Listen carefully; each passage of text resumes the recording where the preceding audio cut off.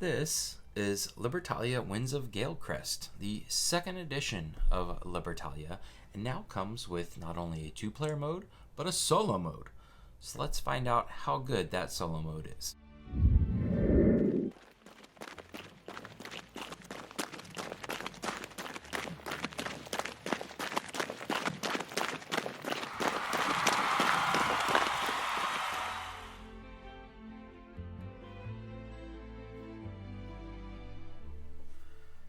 Libertalia and Libertalia Winds of Galecrest is a hand management set collection game in which everybody at the table takes a action selection based on one of the six at the beginning of the game characters that you have in your hand. You're going to select which character you're going to play in secret from everyone else, and then everyone's going to reveal at the same time, and then the order is going to be established based on the number of that pirate character on your ship. So the goal of the game is to score the most money, is to collect the most loot, and you do that by the various actions that your crew is going to give you as you activate them. Also, these loot tokens here, which change every day what is available to you, and every voyage, you're going to go through 3 voyages, what's up here changes. Now these tokens, as you collect them, will then usually at the end of a voyage give you a certain amount of gold, may make you lose gold, may only give you gold if you have a certain number of them, for example the map. So which ones you choose and which ones you go after has a lot of weight in this game. So, in order to decide who gets to choose these each day, in what order, that's where our crew comes in. So again, you're going to select an action to take. That means you're going to decide how early or late in any particular day round you want to choose your token. But also, there's some actions here on the bottom of every crew that may, turn the tides in your favor. So at the beginning of every day, every person around the table, you and the automa included if you're playing solo, are going to choose a character from those available in your hand. You're going to play it face down, and then everybody reveals at the same time. You'll then line up all of the characters from in ascending order. So the lowest number to the left, the highest number to the right, and from left to right, you're going to activate any day abilities. So these will be abilities with a sun on them. So for example here it says if this is the leftmost character on the island, gain 3 money. So right off the bat, Cabin Boy here can gain you 3 gold, but he's a 5. So he's probably going to get last pick at a loot token, because after you've gone left to right activating all the day abilities, you're going to go back right to left in reverse order now, from highest number to lowest, and you're going to choose a loot token from one of those available and activate any dusk abilities. So ironically enough, the Cabin Boy here, he's going to get you 3 gold, but you don't get any loot tokens when it's dusk phase. Or if we look here, for example, the Explorer is a slightly different one. If you gain a map token, gain 2 reputation. So if I were to have played the Explorer here, and when it came back around to me, I was able to pick up this loot token, I would actually gain 2 reputation, which is over here on this track. I am currently playing as the green player, so I would move this up 2, and these would shuffle down like so. The reputation track does 2 things for you. One, it gives you money at the beginning of the round, because you can lose money throughout a voyage, but also it's a catch-up mechanic. So if you have the lowest amount of reputation, you're going to be getting a slightly more amount of gold to start off with, hoping to catch you up throughout the game. Also, if both of you were to play, say both you and another player were to play the same card, the order on the reputation track would tell you who's going to be further to the right. Right now, the Automa player here is playing as the red player, so I have a higher reputation than them, so I'm going to place my card higher up in the order. This means they're going to activate their day ability before me, but I'm going to get to choose a loot token before them. After you have gone back through choosing loot tokens, clearing out a day completely, most likely, and activating any dusk abilities, you're going to activate any night abilities, and this happens simultaneously, so everybody around the table can activate a night ability of characters in their boat, and they can activate it in the order of their choosing. For example, the witch here says copy the night ability of any other character in your ship. So obviously you would want to play her after you already have a night ability, but she's a way to duplicate that. Finally, after you have gone through this process for all of the days that are in a particular voyage, and the first voyage is going to be 4 days, the second voyage is going to be 5, and the third voyage it's going to be 6 days, apologies. At the end of a voyage, you will complete any anchor abilities. So you have completed your voyage, you've anchored back into port, so you're going to take any of these abilities. For example, the witch here says, if the witch is the only character in your ship with a night ability, return the witch to your hand. So you could get her back. Maybe you used her to copy someone and then found a way to remove that person from your ship before the anchor ability or the end of your voyage. So these are all strategies that you would think about throughout the game. Again, the objective of the game is to obtain the most amount of gold at the end of 3 voyages. These loot tokens that you're fighting over throughout each day are going to give you various things. For example, they might give you reputation and 1 gold at the end of a voyage. Or at the end of a voyage, a chest token will give you 5.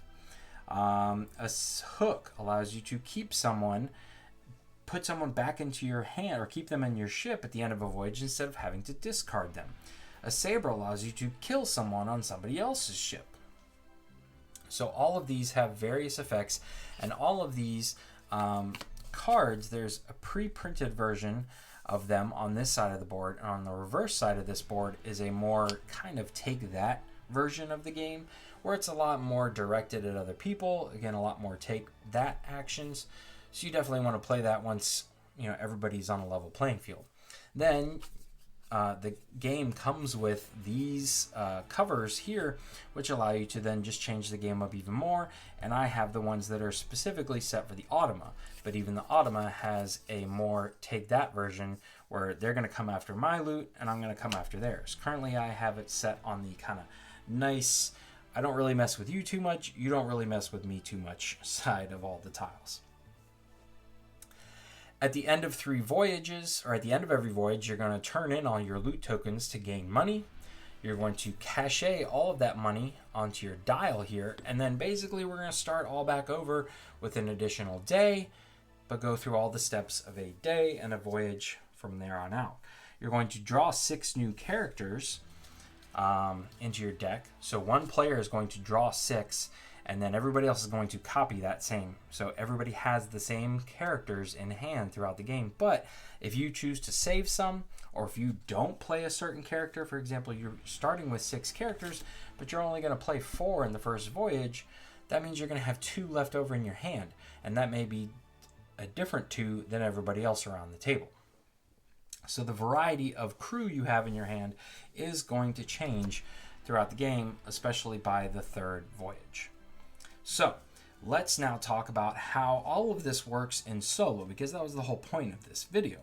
In solo, the solo player is going to be the one who chooses the 6 cards. You're going to shuffle the solo deck, which is very different because the backside looks like this. The backside of all the character cards have the color and a unique ship that is unique to them. I guess we're air pirates, even though I guess these islands are up in the sky, but we are air pirates, not regular pirates. So the AI component is going to shuffle up its deck of cards, and it's going to draw 6 at random. Then you, keeping your deck in numerical order, will pull out the same 6 cards. Then you're going to line up the AI's deck from left to right, and you're probably going to do this if you are, with your hand anyways. You're going to line them up just like that and set them off to the side somewhere, keeping them in that order. You can do whatever you want with your 6 cards. At the beginning of every day, the first thing you're going to do is choose your person. So, who do I want to? And this, I did shuffle the deck. This just happens to be, a very high set of numbers. Maybe I want to play, I wouldn't want to play the treasurer yet. Or maybe I do. There's a lot of barrels out there. So I'm going to put him out here. And I'm just going to throw him on the board. It doesn't really matter at this point. Then the AI, what they're going to do is they're going to take this deck that has been shuffled up completely, and they're going to draw the first card off the top, and they're going to play it upside down. Because this is the pilferer side. The pilferer represents this third player, because this game really is meant to be played with 3 to 6 players. There's a 2-person variant where they kind of simulate a third person in the mix. When you're playing solo, the pilferer is that simulated third person. The pilferer is simply going to be placed down wherever they might be, so I'm definitely going to put them left of 32. And then, after you have drawn the pilferer, you're going to look at the next exposed card. And this is going to tell you which card to play for the AI. And what you do is you look at the loot tokens that are available for that day compared to the loot priority list, standard one for the AI. And you're going to see their priority would be the chest, then they would want the map, and then they would want the amulet. Well, I'm not going to go over all of this, but basically it's telling you here that you don't have 3 of one kind, because the first 3, in this case, chest, map, and hook, we don't have all 3 of those type. We also don't have all 3 bad ones, which would be a relic. We don't have 2 bad ones. We don't even have 1 bad one. So we would jump all the way down here, and this tells us I want to pick 2 in from the left. This is pointing to the left. This one would be pointing to the right, but you're only looking at cannon symbols. Whereas this one would be 3 in from the left. This one would be 2 in from the right. The iconography makes sense once you begin to play. But again, this one is telling me 2 in from the right, so I go 1, 2, and I'm going to play this guy now for the AI. That's it. The AI has made its decision, and then at this point, you as the only human player are going to go through. The pilferer never has any day, dusk, or dawn abilities. All they are going to do is, when it's their turn, take a token based on this loot priority here. But we can see here that I would go next. I don't have a day ability. The AI does, however. So in this case, the AI would gain 1 money. You're going to keep track of their money just like anybody else. So let's put that over there for them. And then an additional 1 for each loot of their loot tokens. So she doesn't have any loot tokens yet. So that's a great card for her to have randomly thrown out there to begin with, so she wouldn't gain anymore. But if she had played the quartermaster, say on day 4, she probably would have had 3 other loot tokens. At this point, however, though, she played her 36, so she gets first choice. And her first choice is, you can, if you pay attention, I actually lined up each of these loot tokens in the priority order, so it's easier for me to choose. I know that she wants this one. That's the one she's going to claim. And now she's done with this person. This person now goes into her ship. It's somebody that I can kill off with a saber. It's somebody that she might be able to use to her advantage with a future card. It hasn't gone away yet. I now get to choose. I, in this instance, would probably go with the amulet. I'm not going to get into strategy. And then the pilferer here would just simply discard this one back into the bag.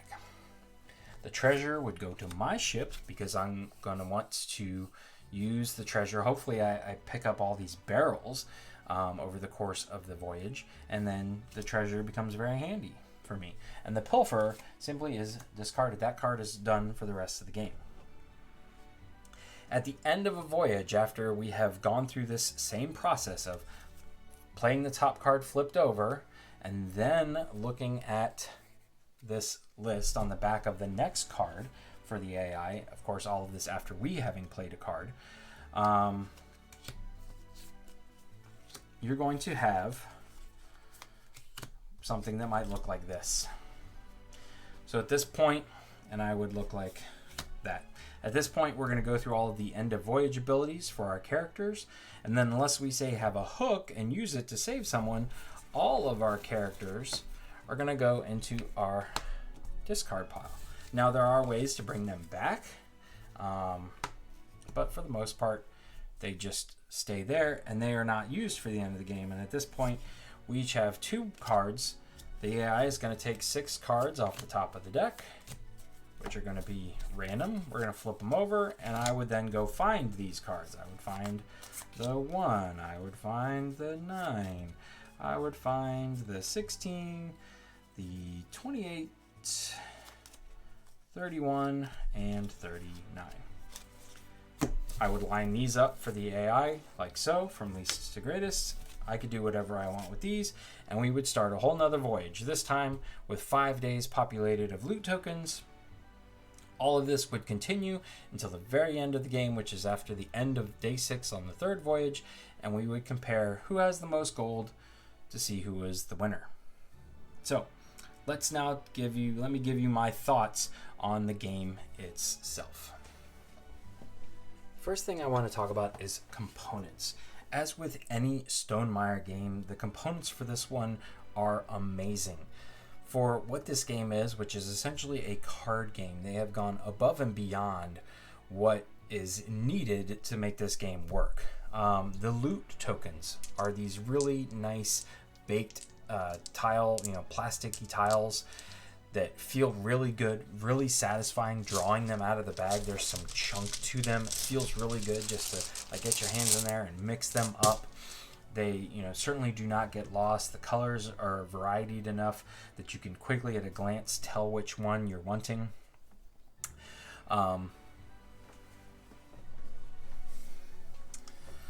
The reputation markers are nice and thick and chunky. They're just wooden. The dials are really nicely done, and each one has slight differences in them in their color, so you can easily tell them apart. Everything feels unique to your crew. Each of the decks of cards has a unique ship on the back. So this is red and this is green, and just the little touches that Stonemaier Games does so well. The card quality is really nice, linen finishes. Same thing with their kind of standard rule book quality of paper. But also on top of that, they give you this little holder for the money. The money is cardboard, which is kind of the only thing in this game that doesn't feel upgraded, but they give you this little holder for it, which then fits in super nicely into this included insert, which is, and the insert even has a lid, which holds the board on and everything in place. None of this is necessary.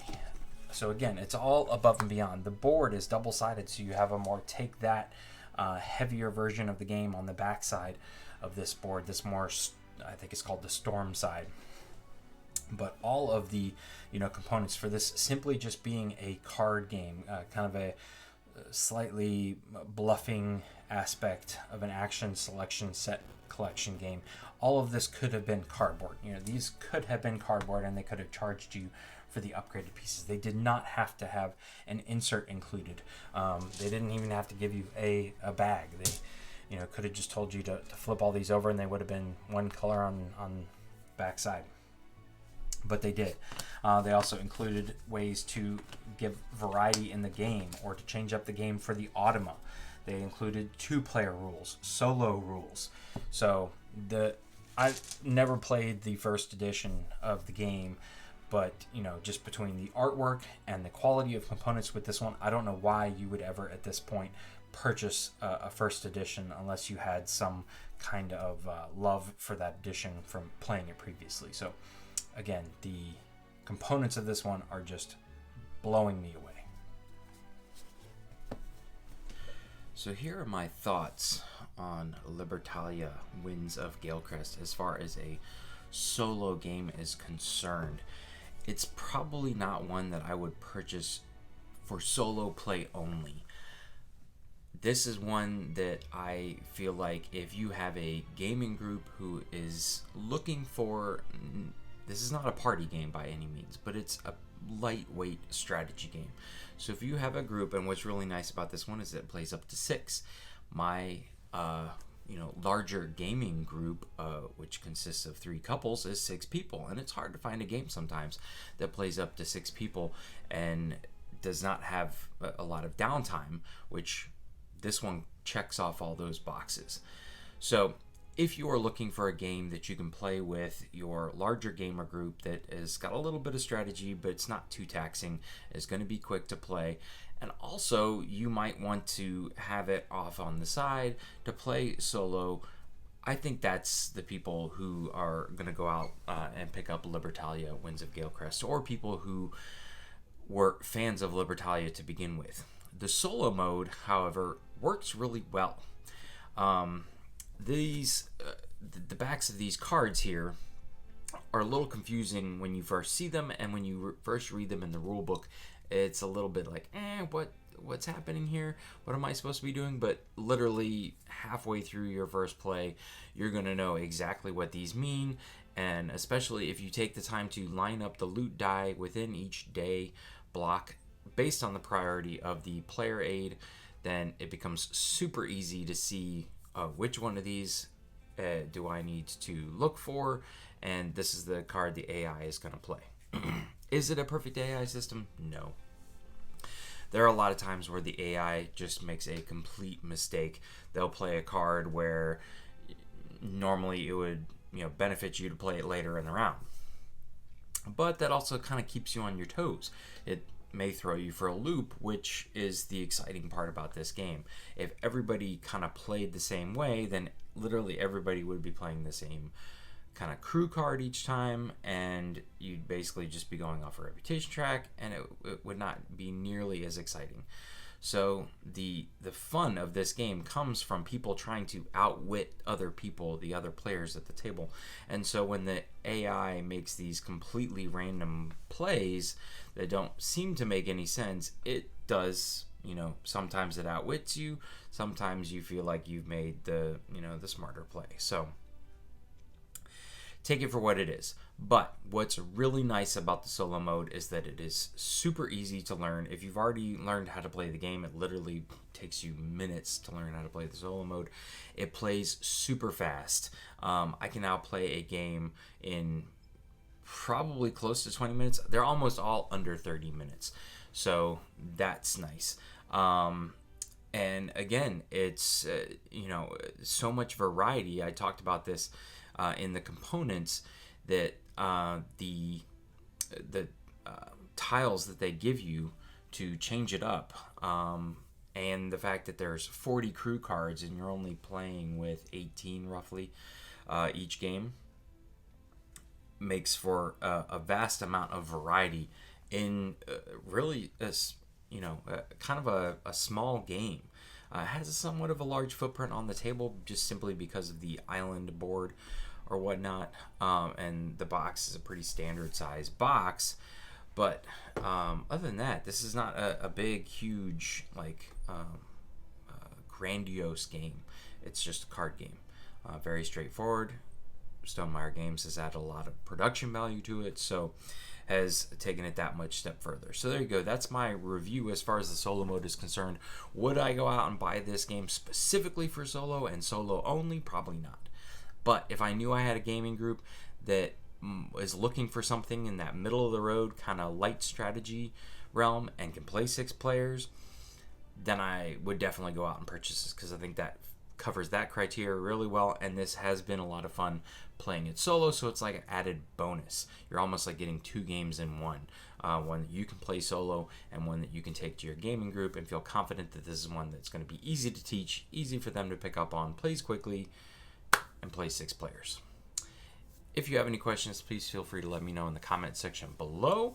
If you're interested in a full playthrough of the solo game, along with pretty much a how to play video, check out my next video that's going to be coming. I'll put a link in the description below to that.